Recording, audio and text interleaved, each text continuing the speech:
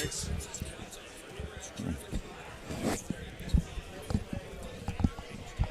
Can they hear us out here? Yeah. Not like a speaker.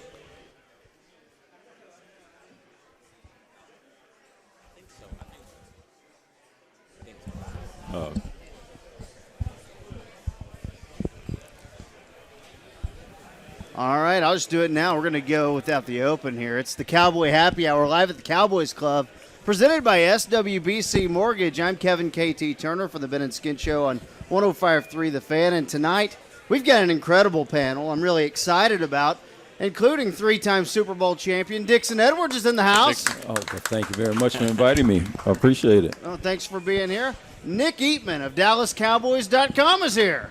Yeah. It wasn't There the same. you go. All right. Show off all the rings and then, like. Yeah, that's the thing. I Maybe don't that's have part of three. it. I got one, but I don't have the three. We also Different have kind. Rob Phillips of DallasCowboys.com. What's up, Rob? Yeah. No All rings right. either. No rings This is either. going to be a big one right here. And one guy who has an engagement ring. It is Sean Sharif of 105.3 The Fan. Sean and RJ in the morning. This place is really nice. Like, way too nice for me to be in here. Yeah. We closed the elevator door on Emmett Smith. That's how I knew we don't belong in here. Emmett's like, hang on, and then slow-mo closed You didn't on put him. your hand out to try to. No, my hands are really small. Wouldn't have done anything. He played with a broken shoulder through a game, but you can't put your hand in there. It's the least we could have done for the all-time rushing leader, right? Could have been his moose in the elevator. It is overwhelming being up here because I'm a guy who's normally not allowed up here either. In fact, the first week I walked in and I had a hat on. They're like, hey, well, I'm going to have that hat on, man. Yeah. So I got a haircut and now I can go hatless. But I'm really excited because we're talking about the 3-0 Dallas Cowboys. Right. All right, there's Yes. a good permanent buzz in the air right now that I like. You can kind of feel that. I want to start off the panel, and you guys, we'll start with you, Dixon, and then we can just kind of throw it around. Yeah. After the Dolphins' victory, did you guys feel A, better, B, worse, or C, the same about your Dallas Cowboys? Oh, I feel great. I mean, they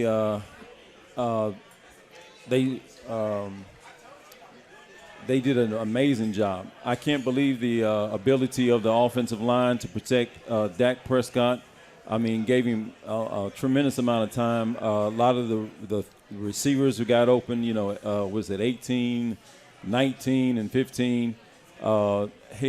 I think the thing is the teams can't game plan these guys because they don't understand what the weapons that they do have on offense.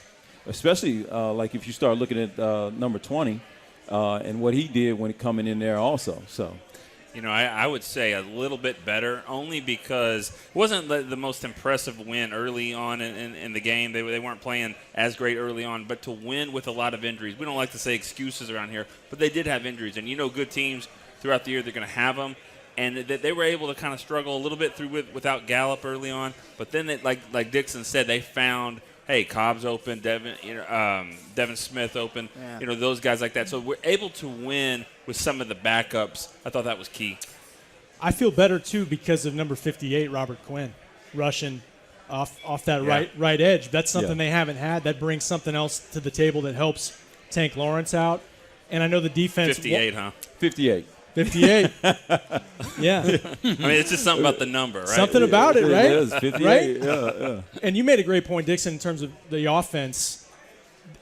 Jason Witten said it after the game. They're so unique offensively that sometimes they're not sure exactly how teams are going to game plan for them. They've got to make some adjustments throughout the game, and Kellen's done a nice job of that, and they continue to roll along, although it would be nice to have Gallup back and all those guys healthy.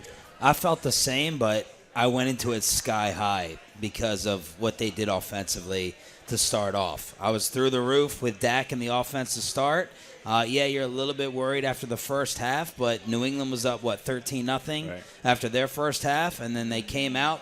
Second half adjustments, which has always been a storyline around here. Third quarter, which last year some of the numbers show they bogged down and ran it instead of expanded the lead, and they blew up again in the third quarter in the second half. So I went in sky high, and I came out sky high. See, I think my least favorite thing about the 3-0 start is you've had some people come out of the weeds and be like, well, they haven't played anybody. Sure. And I'm like, well, okay, just because you have played maybe three of the worst teams in the NFL, three of the worst five teams in the NFL, it doesn't mean that they make the schedule back in the summertime. Like they don't do that. Yeah, Like, and one of the reasons that that the teams are struggling early is because you made them struggle. I mean, you beat them. Now, it's one thing if you're like 6 or 7 weeks in, but we still have a small sample size, and they're losing games to the Dolphins. I don't think the Dolphins are going to turn this around, but it doesn't help that they're playing the Cowboys and Patriots early on. yeah, no, it doesn't help at all. I think Charles said it on this very show, and I don't, Dixon, if you feel the same way, it's sometimes those toughest games are the ones where you're supposed to blow a team out. And, maybe it doesn't always go that way, and the expectations are so high, and it is the Dallas Cowboys. It's always everybody's best shot. Yeah, sometimes those things can kind of put you to sleep, and you'll go up against an opponent and you have no idea what they're capable of doing. And but these guys have seemed to make a quick work of everybody. I don't understand what aren't the other teams seeing about this offense that is making them so good. The other thing is Miami went into halftime believing, right? They had to have compared to the start of their season. Yeah. So, they were in there saying, this is it. This is our game. The entire world has insulted us. Everyone's disrespecting us. And the Cowboys still came out and smacked them. And, not to be cliche, they are paid professional athletes as well. And they went into halftime on a high, and it didn't matter. It's fun because leading up to that game, it was the former players, the former coaches, and front office people who were all going, now hold on. And it was a lot of people who probably weren't exactly on the front lines going, it is the Dolphins, so 3-0. Yeah. And it was like a bunch of people going, oh, be careful here. And I don't think there's a player who'd look you in the eye and say, no, we didn't have a sleepy start. I think they all had a sleepy, start to that game. It was sluggish, and that's 2 weeks in a row. And that, conversely, is the type of thing that can get you beat against New Orleans. Right. If you want to go have a slow start in New Orleans on Sunday night, then good luck. Put your big boy pants on because it's on. Yeah. You can't do that. Yeah. Yeah, we've all been to the Superdome, and they play that song, early on in the game. And I don't. If you sleepwalk through that, I mean, yeah, like you said, good luck. I don't even know if the Cowboys came out slow with a slow start because they were up 10-0. I think they were up 10-0 and then just kind of put it on cruise like it's going to be 59 or whatever, and then the Dolphins were, they had to kind of, wait a second, we're not done yet. We're not at the blowout level just yet. So, do you know how spoiled we all sound, though? Yeah. Like, this is what you call a great problem to have. Right. The 3-0, blowing everyone out, and we are nitpicking over, a close first half against Miami. They still covered the spread, whatever that means to everyone else. And these are the problems we're dealing with, talking about maybe the defense is underperforming. Good problems. Yeah, the defense, they seem to be a little tired to me. Like, they don't look in shape to me. But, usually sometimes you'll get in shape around the 4th or 5th game of the year, and you can start to see it. But they looked a little tired at certain times, and then they pulled a lot of guys out that I didn't think that they should be sitting out at this early, at this point in the game, So. Yeah, and, I mean, they're nitpicking themselves, too. They said we need more pressure, we need more takeaways. Oh, yeah, they definitely do. And they do. But I still, they need to, this may not happen, but they need to get all the pieces together. DeMarcus Lawrence, Byron Jones finally rounding into form, and now you've got multiple injuries on your defensive line. And, so they just got to account for that. And like you guys said, the challenge is really starting now because it's the Saints. They're a desperate team right now, and then you got Aaron Rodgers coming up after that. Now, Nick, I know you wrote an article on DallasCowboys.com about kind of being 3-0, what it does, what it doesn't mean, and some of the history behind that. Well, yeah, I basically we've been hearing a lot of first time since 2008, 3-0. And that season, in my opinion, was one of the most disappointing seasons in the history of the Cowboys, at least that I can recall last 20 years or so, because they started out 3-0. I thought they were the best team in football at the time, and the bottom fell out for different reasons. Chemistry in the locker room was you can say it wasn't a big thing in some years. It was that year, I believe. Was that year. I believe with Terrell Owens and just kind of dividing the locker room, if you will. Injuries. Romo missed 3 games. Losing the finale at Texas Stadium. Losing 44-6 in the final game. I mean, it was a bad year, and they started out so well. Ended up 9-7. So, yeah, it's a great start, but that year should tell all of us that, it can end in a hurry. So were all y'all guys down at camp? Were y'all in camp this year? Yeah. Yes, sir. Yeah. Did you anticipate this team being what they are today? I mean, I think we all feel like the roster was loaded. Yeah. But I even conducted like a little media poll amongst our radio station of grade Dak. Yeah. Grade Dak through camp. And we all kind of came up with the highest grade was maybe a B. Yeah. I think Mickey might have gone B plus. Shocker. I was an A-, bro. It was B minus. Yeah. So I don't think. I mean, they all say Dak's a gamer anyway, but Yeah. I No, didn't see you're right. this offensively. Nothing. So do you think it was the offensive philosophy changing? It looks like it's a lot different than it was last year. You got to remember. yeah. I'm sorry to catch up. You got to remember that training camp there was no 21. You Yeah, know, I mean, yeah, there wasn't yeah. Zeke Yeah. there, so it was hard to kind of gauge. Well, What that was good going that it on. was in the 21 because 20, got a chance to learn true. what's going on, and Probably you can was the see how best thing that's And Amari missed time as well. That's true. So Yeah. when it was just Gallup out there, he was still winning, Which Yeah. helped. but it wasn't Gallup and Amari. yeah. Most days the defense was kind of beating up on the offense. Yes. There You were know? days where Yeah. nothing was easy for Dak at all, and that's why you think this defense can get to another level because Yeah. they made it so hard on this offense day after day. So I'm Yeah. putting a lot of faith in Kellen Moore. And again, it's been the Giants, Redskins, and Dolphins. Yes. These teams are going to be picking in the top 10 of the draft next year. Yes. But I am putting a lot of faith in Kellen Moore continuing to maybe top 5. Maybe. Continuing to evolve. Because here's, I think, the best offensive coordinators or play callers or offensive minds, whatever you want to call them. Yeah. They never stop. Yeah. They're always creating, always adjusting, always finding new things, and it never stops. And it feels like that stopped with Scott. It feels like it stopped with some other guys in the past and really aren't having that high caliber job in the league anymore. Yeah. That's Yes. what happened to Mike McCarthy in Green Bay. He quit. Yeah. He quit. Being inventive. I don't think Kellen's ever going to stop being inventive. No, Yeah. I don't either. And I think the biggest key for him is to find that balance of we do what we do, but also, like you said, changing it up and always being one step ahead. And the fact what Sean said earlier about the third quarter, I think that's a great example of coming out, making some adjustments and go, and as Garrett said, we make adjustments throughout the game, but we know that there's a little bit more going on in your 13 minutes of halftime. He downplayed it, but when Dak's 22 of 22 in the third quarter, essentially perfect, Yeah. they're doing something at halftime. How does to it look fix different to you, Well, Dixon? well, last year I didn't like is that why are we checking out of a play on 1st and 10? Why are we running frantically? And the thing is that means that if you're checking out of a play, everybody on the offensive side of the ball needs to know what the play is going to be checked to. Not that the quarterback is going to tell you what the check is, but you need to know it on your own. So if everybody doesn't have 100% communication in that, the entire play is going to break down. Yeah, and you look at it this year, it's like they're going down there. They've already decided through the game plan of what the play is going to be based on this condition, and going and running the play. If it does well, it does well. If it doesn't do well, then we have another plan as it relates to the next play. Or call spicy chicken nugget as the audible. Spicy chicken nuggets right there. Might still get some on the way home. We don't need them because they probably have some here at the Cowboy Club. This is the Cowboy Happy Hour brought to you by SWBC Mortgage. And coming up next, let's talk a little bit about the defense. And while we have Dixon here, I am interested. What was halftime like for you back in the day? You only had 11 minutes at halftime. We'll talk about that next on the Dallas Cowboys Radio Network. All right.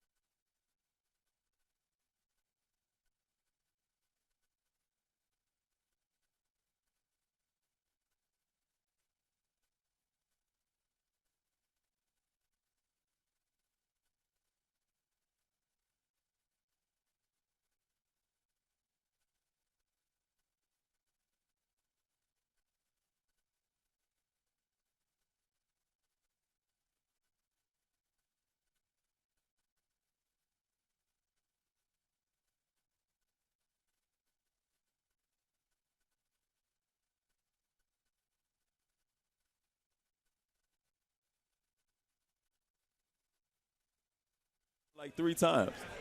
It's Yeah. wild, man. It's amazing, right? It is. You got to be a member of the coaching.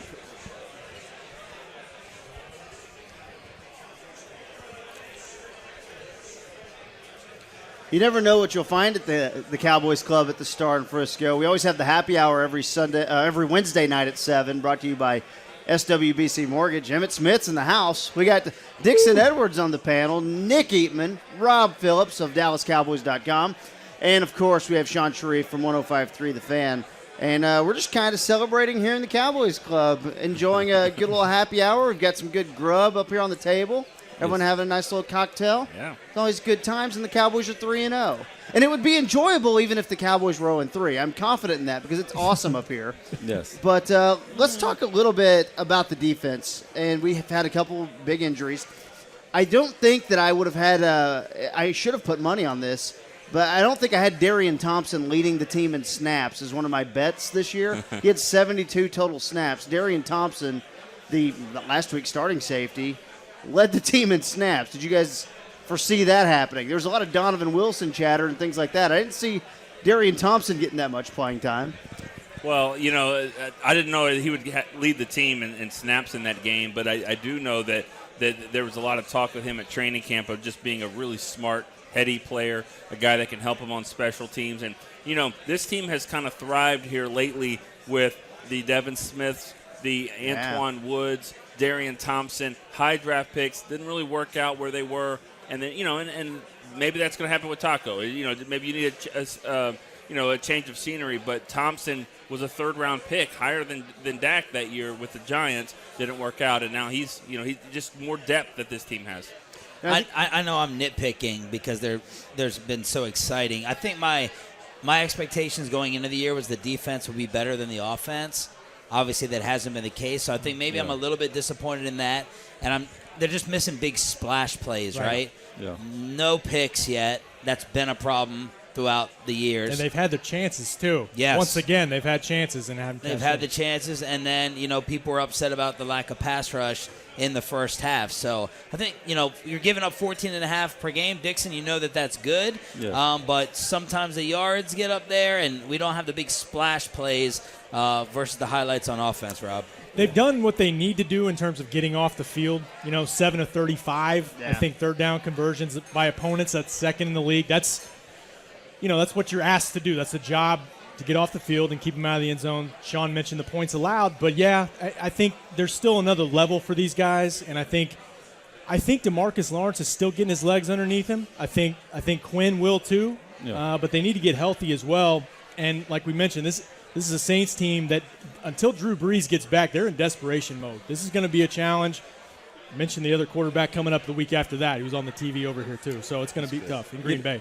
Yeah, the thing I liked about the defense is when they got that big turnover down there in the red zone. You know, you can see that it was a momentum changer for the offense as well.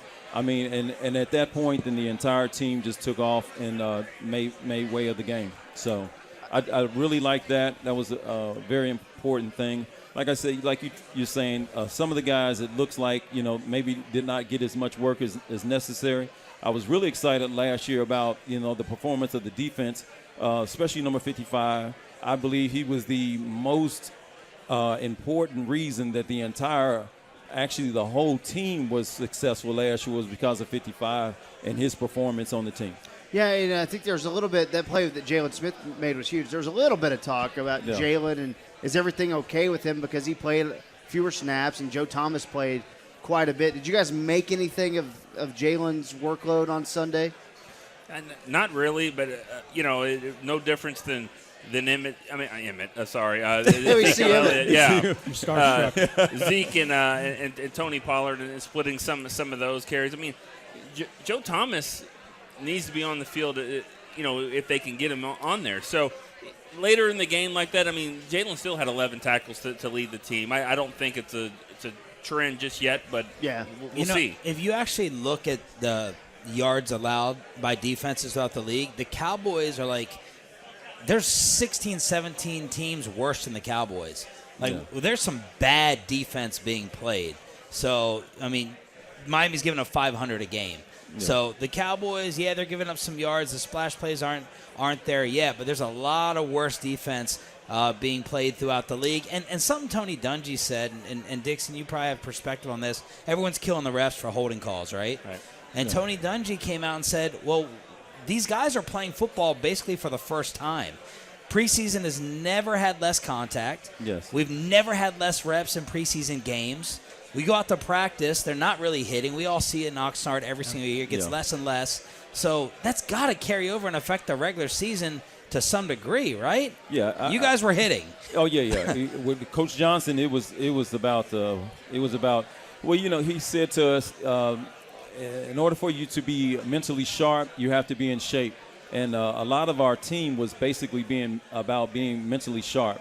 You have to know where you're going to be before you're there, and you can't do that if you're tired and other things like the whole asthma field and all this other stuff. It's like you need to be in shape, and you can look at these guys and you can sit there and you can see that some of these mental mistakes that they're making is based on them not truly being in shape and actually, especially on the defensive side of the ball, and how you have to be in space. You can see that they're not cutting, they're not anticipating things, and that looks like a little bit of a lack of preparation. But if it's based on the league and what they allow you to do or not to do, I mean, everybody's playing with the same ball on the same field. To Sean's point, there's the line one for this defense is tackling, and that was a tough draw. Yeah. Saquon Barkley in week 1. To have to corral him, and they didn't do tough. Yeah, this week. That's why. This week. That's why you hope you're to a point where that's clean. A lot of that's cleaned up, and they have done a better job against the run, including Adrian Peterson in week 2. But Kamara's he's a different cat. Something tells me that Dixon doesn't think that Oxnard is as tough as Austin. Is training in Austin. I don't know. That's right. Yeah. Did y'all go down there at St. Edwards? When you all down there? Wichita Falls. Wichita Falls, though. Yeah. Oh wow. Well, no, yeah. Austin was horrible. Yeah. I mean, and then we had. I remember one practice. Coach Johnson was going to allow us to do helmets and shorts or something like that, and he felt that we were like kind of taking it easy, like it was and that was the last time we did that. Every practice after that was always in pads, and dude, even like on Fridays, we would be out there like he didn't say take them down, but we're out there thudding up, so it was like full speed, and it was such a stressful, like everything was very stressful. As a matter of fact, the walkthrough on Saturday. You know how you go out there to the stadium and you used to have the walkthroughs and all that kind of stuff, too. It was stressful, and matter of fact, Wanstead used to make us do tests. Literally, we had tests, and if you didn't do right on your test, you need to stay and all this other stuff. You could demand a trade for that today and get dealt. Off a written test, you could throw a fit and get dealt. Yeah, it was amazing, dude. It was a very stressful time back then. So when you look at injury reports around the league, and the Cowboys have had their fair share of injuries, Tyrone Crawford, Xavier Woods, and Gallup, whatever. But you look around the league, I'm kind of talking about defense here. Yeah. There's teams that are just covered. I think about the Eagles. I mean, the Redskins were getting killed with injuries. Yeah. Was it like that for you back then? No. You got to. Or was the injury report just different back then? Yeah. And you played through more stuff. Well, under Coach Johnson's philosophy, you got to know the difference between pain and injury. So, if you're a struggling person trying to make the team, you're going to go through a lot of injury or pain that is not necessarily injury. And now if they force you out there on a bad ankle, then it's an injury settlement coming your way or something like that. You even think about the stuff that happened with Dez, when he came back. It is like, what is the purpose of that, Was it a lack of preparation? Because your body needs to get used to that type of demand. And that was one of the concerns I had when I was talking to somebody about Zeke this year. For you to miss the entire, training camp, it could put you in a position where your muscles just aren't ready to perform like that. So. I'm interested in this, and I was talking to Nick and Rob about this before the show. We got to shout out Britt Brown while he's here, Britt too. Brown's in the house. Talking about training, everyone healthy. So I'm interested about, so back in the day, and the salary cap was new in the 90s, and there's so much talk these days about the running back and how much should they get paid, and we saw what happened with the Zeke contract. You were kind of a victim of that in the 90s with linebackers because they it seemed like they felt like hey, we can wheel another linebacker in here, or we're comfortable scouting linebackers at least. Yes. And the salary cap was a bit of a problem, right? Yeah. That was one of the things. I remember my last, I think my last practice at Valley Ranch, before we went out to the Super Bowl, right? And Mr. Jones walked up to me on the field, and he said, Dixon, we're going to try to get you signed. And I said, Mr. Jones, I understand how you feel about linebackers. You just don't pay them here, And he said, well, thank you, Dixon, and I appreciate all the work you did. And that was that. And that was it. And, Minnesota came through, and they did okay by me. So, and 20-plus years later, Jalen Smith signing that deal. Yeah. I mean, it's all relative. It all changes, too. Oh, yeah. You can't hate on them or anything like that. A lot of guys try to, but, you just think about it 15 years from now, they're gonna look at Jalen's contract as like, what is that? That's but nothing, even before, sorry, Nick, Jalen's deal, I feel like the linebacker position was being devalued a little bit with all the nickel being played. Right, we always talk about corner and DN, maybe D tackle, and then you can get to inside linebacker, especially was being devalued. I feel like. Yeah, but you want to see somebody who's going to break the bank. Let 55 have another year like he did last year. There's a reason why they signed no dude. I'll say this though: if you were to say, "Hey, give me any 5 year span to be on the team," even if it was just 5 years, you'd probably pick the 91 to 95 that you played because you're sitting there with 3 rings, and it was probably the most successful part. It was the most successful part of that whole decade. Oh yeah. Where are your rings right now? Safekeeping. Everywhere I go, people keep asking me for them. It's like bust them out.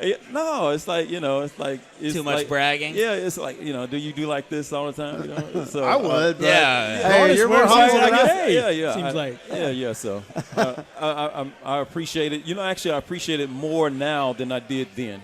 Really? At the time, it was a lot of work. I don't. Go back to the 90s and try to find many pictures of the teammates of the team smiling. Well, nobody's smiling because it was a lot of hard work. It got a little easier when Switzer came in, and you saw what happened with that though. But Switzer made it. He gave us what we needed at the time because a lot of guys were beat up. You talking about these guys getting beat up before, but after a lot of us really got beat up. You guys won the Super Bowl in the '95 season. Yeah. If right after that, obviously you were probably thinking free agency for you. But if someone were to say, "Hey, this is 3 out of 4, but they're not going to win another one for at least another 20-something years," would you have been surprised? Yeah. I would have never thought that. Especially with the quality of quarterback that Tony Romo was. I mean, I had no appreciation for Tony Romo until I saw Dak Prescott and how he struggled that one year with all these checks with the offense and everything. And if Dak Prescott is performing this well, you could just imagine that Tony Romo was a great quarterback because he had to fall underneath this philosophy and being able to produce the numbers that he did do with that type of philosophy. Yeah, Jerry said that's one of his greatest regrets, that he didn't get a Super Bowl or at least get to a Super Bowl with Tony. And it coincided with trying to remake the offensive line at the same time. And it just didn't work out. But the cool thing is that Winton's here, and Winton must smell something.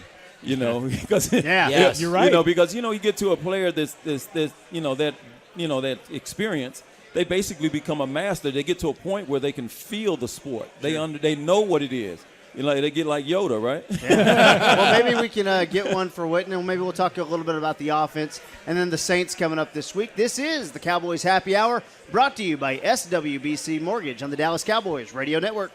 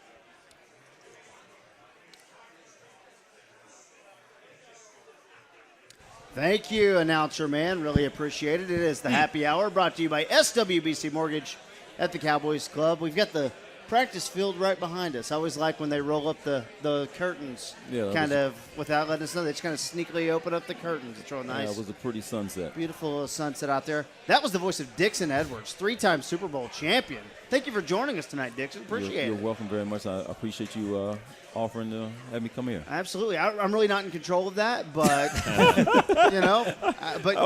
for coming. I always tell Dale, they always have me act the last cat. It's like when they start scraping the bottom of the barrel, they're like, who haven't we had? Like the kickers, the water boys, and then they're like, Dixon. No, not Dixon again. This is week 3 of the show. Yeah. Week 3, well, that's cool. Between DeMarcus Ware, Charles Haley, and DeMarcus Dixon is here? Edwards. Yeah. Oh, cool. So I feel like we're doing pretty good. I mean, a good defensive start, to kind of make up for everyone talking about the Cowboys offense. I think it goes offense next week. Absolutely. Yeah. All right. You've got a little heads up on who it is I think next so, week. yeah. All right. Okay. Stay tuned. We'll talk about that off air. Yeah. I don't even know. Maybe I'm not supposed to say it. I'll just say offense. That is Nick Eatman of DallasCowboys.com. Nick Eatman in the house. Point him out. Rob Phillips of DallasCowboys.com is in the house.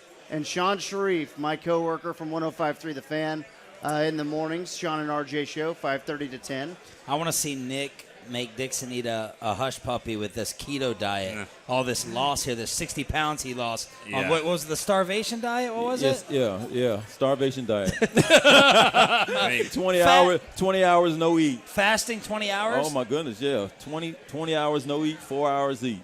who ordered these fries down here? Seriously. Yeah. Like, So can you go So- crazy for what do you do for the 4 hours? What do you eat? I can eat as much meat and vegetables as I can. And you go crazy? And I'm throwing down the whole time. So it's not like Yeah. potato chips and ice cream and Oh no! Burgers I gave and- up all the carbs and all Yeah. that kind of stuff. And dude, I lost 50 pounds. Man. Wow. That's I incredible. I feel like totally different. And I've never looked this good, especially naked. so now, noted. and now there's football to talk about. Yeah. There you go. No, we got the Saints We're coming like up. in the Bears locker room now. Oh my gosh. Tariq Cohen. Dang it. How much before we talk about the Saints a little bit? Tomorrow night, the Thursday night football game is the Eagles, who are 1-2, Ooh. and they've had you just go take a look around Philadelphia. If you want to go read some columns or listen to whatever, you're going to hear they've set the town on fire, which is not uncommon for Philadelphia. They No. often do that when things go bad. I see what you did there with the fire. Yeah, exactly. The firemen or the guys that were, you hear that story, catching the babies. That's coming so, up? Yes. that's so Philly. Yeah, that's I mean, so getting Philly. interviewed about catching babies, he's like, hey, it's better than Aguilar. Take a you know? shot I at mean, just Aguilar. taking a shot right after, But also the Cowboys' Week 5 opponent, the Packers. So Packers-Eagles Thursday night.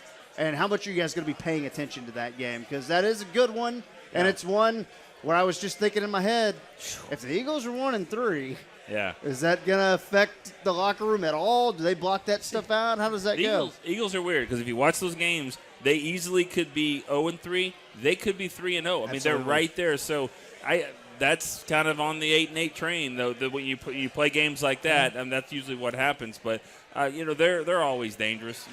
For the Cowboys at least when they play those games. But I feel like they're going to turn things around, and they're the only team really in the NFC East that's going to be there challenging. And I the think. Packers are weird too because they've got Aaron Yeah. Rodgers, but you could argue they got the best defense in the league right now. So they're complete and Their offense is kind of bad right now. They're Yeah, still figuring that out. There's been a lot of talk about the Eagles' schedule, and then it's so tough. They could get buried, and I pulled it up and look the last 5 games. They get the Cowboys. All right, now that'll be a tough one. But they've got 2 against the Giants, 1 against the Redskins, and they've got the Dolphins. So they've kind of got what we've just kind of went through. So every little game matters, and that's how I'm viewing things right What now. if Daniel Jones is like a stud, though? Oh, my goodness. Without Saquon, Danny though? Dimes, Nick. Danny Okay. Dimes. Danny Dimes. Okay, I don't know if Saquon will be back, right? in 8 weeks or Yeah. 6 weeks, but I don't know if Wayne Gallman's capable of producing like Saquon. Hey, those NFC East games, Dixon will tell you, never they're know. always good. Yeah. Did you ever get caught up in that world, Dixon, of looking around like, hey, what are the Eagles doing, or what are the Giants doing, or the Redskins? Did you ever get caught up in looking at the division opponents? Oh yeah. Well, if you sweep your division, it makes you a great standing through the rest of it, and everything you do is trying to get a good playoff standing, and then try to knock down at least two teams in the NFC East that have pretty good records, and 2 teams in the AFC that have pretty good records, and that kind of gives you a good gauge for how you're going to do in the rest of the year. Matter of fact, I mean, if you think back when we played, is that either the 49ers or somebody from the NFC East was going to the Super Bowl and was going to win it. So You knew it. Yeah, Yeah. it was one of those teams. So it's shaping up to, I don't know. they're not as it's not as good as it used to be. But look at the But that's good for the Cowboys. Sure. I mean, you just think about New England, what they've been doing all these daggone years, because of their, who they're playing. But look So- at the division lead if Green Bay wins tomorrow night. I mean, I think someone texted me. It's insane this early. They're like, the Cowboys' magic number would be at 9. And I'm like, oh, my Lord. We're already there. But It's in September still. But with it's all- still 97 degrees outside. Yeah, but all the pundits, if you look at all the national analysts, a lot of people had Carson Wentz winning the MVP. And as talented as the Cowboys are, had Philly at least as talented and maybe a little bit more talented. So right now, they have some problems. You know what stood out to me in watching the Eagles and everyone else around the league? Like the separation of the Cowboys' offensive line. Yeah. It's insane. Yes.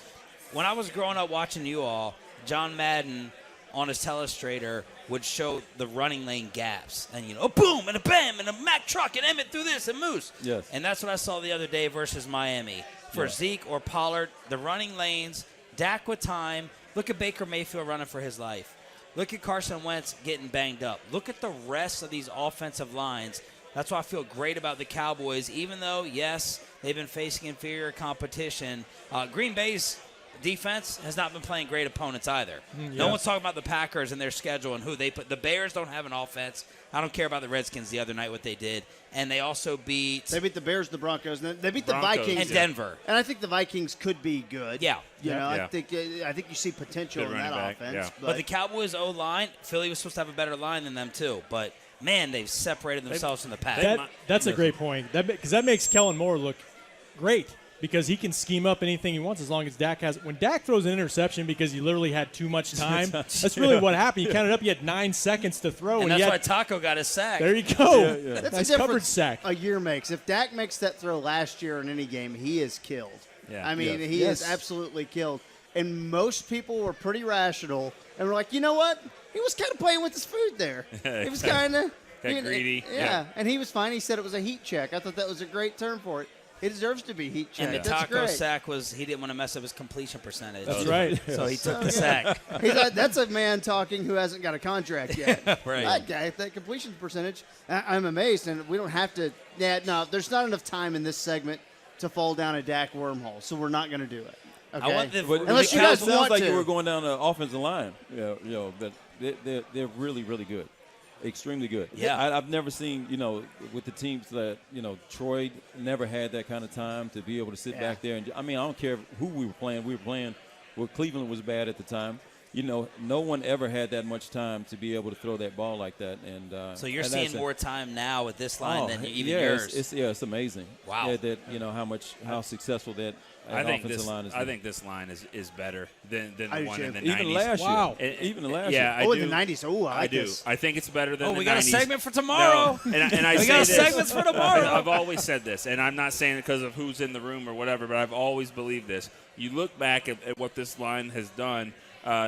Murray was great. He set records there. Darren McFadden came in and had 1,000 yards. Zeke's done this. But when you look in the 90s, and as great as those guys are, and I love Nate Newton and them, but they didn't win without Emmett.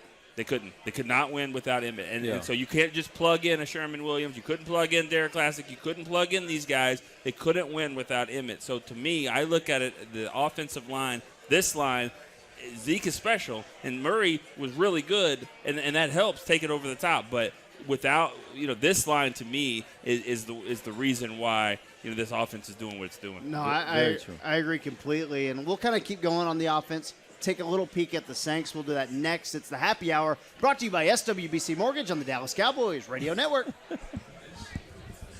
You're not going to eat.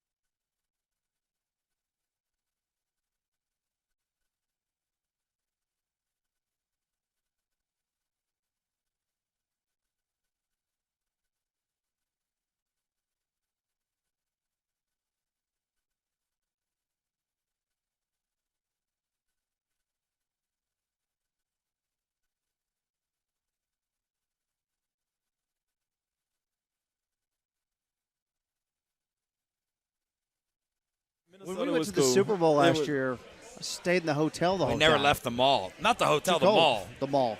Oh, the Mall of America? Is it still there? I think it's the only thing there. Oh, It's the Happy Hour brought to you by SWBC Mortgage on the Dallas Cowboys Radio Network. Also on 1080 tonight. Going forward, we'll be on 105.3 The Fan, 7 p.m. every Wednesday night. The Cowboy Happy Hour by SWBC Mortgage. We are at the Cowboy Club up here at the Star in Frisco, right next to the Ford Center. And it's a good time up here. We do this every Wednesday night at 7 p.m. Joining me tonight on the panel is Sean Sharif of Sean and RJ, 5:30 to 10, Monday through Friday, 105.3 The Fan. Of DallasCowboys.com, it's Nick Eatman and Rob Phillips, two guys who I would like to call friends. I've known these guys for a long time now. Yes, sir. And also three-time Super Bowl champion. Former Dallas Cowboys linebacker Dixon Edwards joining us tonight. Well, thank you very much again. Absolutely. I didn't do anything. I just feel like it's a good reset. So let's talk about the offense. Let's have a little fun, talk about the offense. Let's talk about the Saints coming up. I do feel like that is a place where you need to, if you do get the ball early, and you will probably, you need to get a few first downs. Yeah. A 3-and-out is kind of the worst nightmare in that specific stadium and a couple other stadiums around the league. A 3-and-out early on the first couple of drives can absolutely kill you because the crowd just gets nuts from the beginning of the game. Yeah, I agree with that, and I, the time the Cowboys did go up there in 2009 and beat them when they were undefeated. What a game! They went right at them, and they, I believe they were up 17-0 and 24-3, and that's how you have to play that game, because you're right. I mean, you get the Saints. They're already good on offense, and then you get their crowd involved. You kind of have to take it right to them. And so I don't know if Jason Garrett will take the ball and not defer. I think he's realizing how important that is, especially with Dak in the third quarter. Sure. But I just think that you're right. You got to come out early there. What's the toughest place you ever played, Dixon? Toughest stadium to play in? Toughest stadium to play I guess in. as a road player. Because When you played in Minnesota, that was the toughest place to play. Yeah. Toughest place to play is 49ers, Candlestick.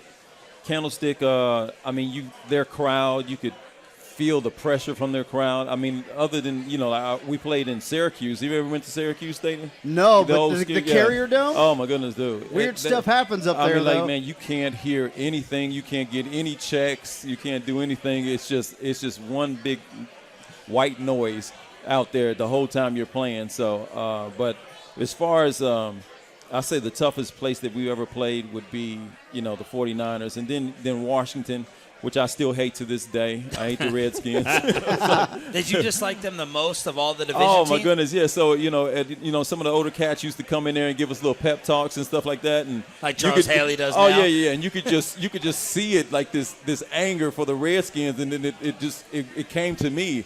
So, if you ever play the Redskins, it's like this is a very important game, and you need to make sure that you don't lose against the Redskins. That's funny because the rivalry, it's still there, but it's like Eagles, It's the Eagles now, Giants, and especially Eagles. It's just there's just hate. There's The just Redskins- hate Oh, yeah, we hate anybody in the East, though. there. Yeah, that's, Yeah. The Redskins did a really good job of being kind of irrelevant for 20 years, though. Yeah, real good job. And that's not just like shots fired or anything. Like, that's just truth. Yeah. And I think it's kind of gravitated towards the Eagles, and it was capped off when the Eagles got a Super Bowl a couple years ago. And you're going, oh, wait. That's not right. And it's There's amazing how they've fallen off in such a short time. Yeah. How Well, is people that? get on Jerry. Look at Dan Snyder, Okay. and he has a GM there that no one can figure out why he's still around, and they're just not going to succeed while that partnership is there. But going back to the Saints, Rob, I got to go back and watch that game from last year with the Kamara game plan. That was the Jordan Lewis game plan, Oh, yeah. wasn't it? Yeah. We all look at Van Der Esch, the athletic linebacker. Dixon obviously loves him, but Kamara, Jordan Lewis, and Van Der Esch. And then what's going to happen with Michael Thomas, who's an absolute $20 million a year stud. Man, that was the game of Jordan Lewis's life. I think Yes, he got 8 sure snaps was. and he made the most of it. And you watch Kamara last week against Seattle, what he's doing after contact and after the catch, and he lines up everywhere. I mean, he's more their featured back now, but you still got him lined out wide in the slot in these bunch formations. I mean, they literally have to account for him on every single play, and he's playing more snaps now than he did last year. Yeah, and because of that, I don't know if they can do the Jordan Lewis game plan because I don't know if they want to play Jordan Lewis on every snap. It's going to have to take base defenses and guys like Jalen Smith and Layton and who knows who else that they put out there, but maybe the safety, Xavier Woods could come back. They're going to have to try to mix it up because Kamara, I believe, was out there 88% of the snaps. He was out there all day long, and they did kind of condense their game plan, I think. Like I for one, going into that game, thought Taysom Hill would get more than 4 snaps. Yeah. And Teddy played his game. Teddy's game is short and intermediate. There's nothing deep. They're going to have to space it out against this defense. This defense is too fast, and quite frankly, they're too good overall to not spread them out with a couple deep balls down the field like Miami did. KT, you said it perfect, though, about starting out fast, because I believe that the Saints did in that game. They got special teams and defensive touchdowns. First play of the game. Which allowed them to do that. If they're down by 14 points, 17 points or whatever, they can't play that same game. They are going to have to throw it a little Teddy Bridgewater is what people think Dak was or is. Or maybe not is anymore. That's what they think Dak was. He's a guy that's got to be ahead. And I don't necessarily think that was true. I just think we'll never know what could have happened if they would have cut him loose. I just think we'll never know, and the argument dies there. But that's what Teddy is. And you start to look at that, though, and I just know, and we all know Sean Payton well. He's been around the league forever. There's a guy on their squad who is yet to break out this year, and he is my number one concern. Well, okay, Alvin Kamara is the number one concern. Okay, goes without saying. My number 2 concern is the guy who's hurt us before, and through 3 games has 5 catches for 69 yards. It's Jared Cook.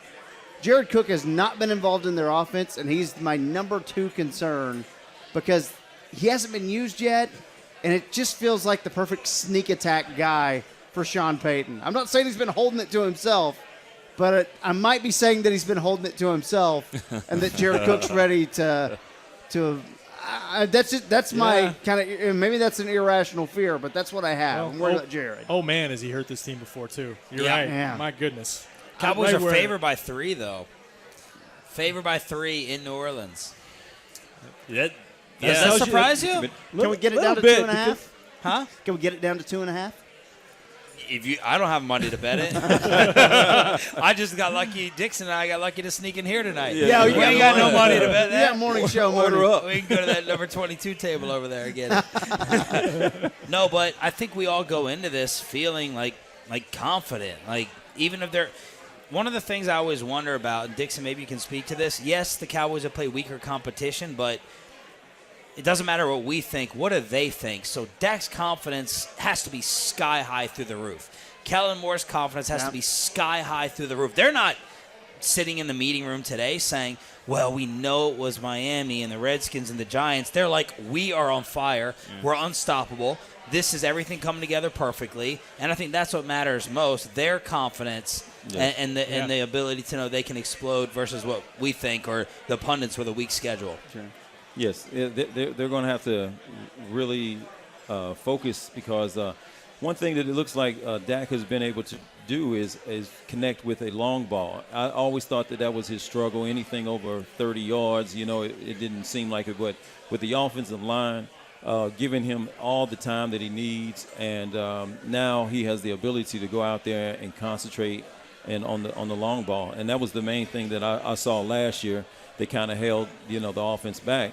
So if they've looked like they have come up with a good formula for him to be able to do that now with all the threats, and like I say, you can't game plan them because they have so many threats. Yeah, and the thing that I think is better about this offense than a few years ago, because as great as Des Bryant was and making jump ball catches and all that, he was limited to really the outside, and Cole Beasley was sort of limited to the inside. Yeah. Now you've got Randall Cobb who can go wherever, Amari Cooper all over the place, and Michael Gallup as well. Now you have 3 different receivers. They don't really know where they're going to line up, and I think that versatility really helps this offense more than nothing against Cole Beasley and Des Bryant and Terrence Williams, but they weren't as versatile as these 3. You got a tight. Sorry, Dixon. No, go ahead. The league is different now. You needed a receiver like Des Bryant because you had to go across the middle.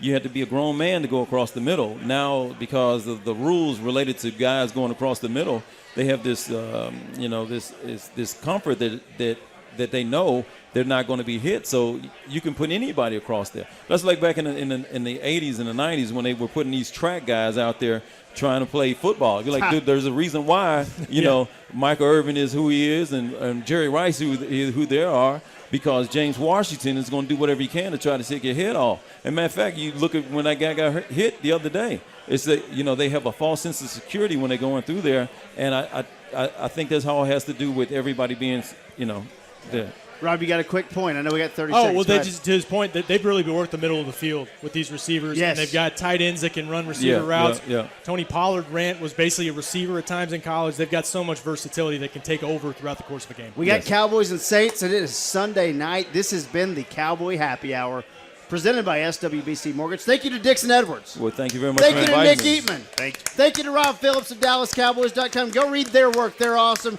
And Sean Sharif. This has been a Happy Hour. Goodbye, everybody.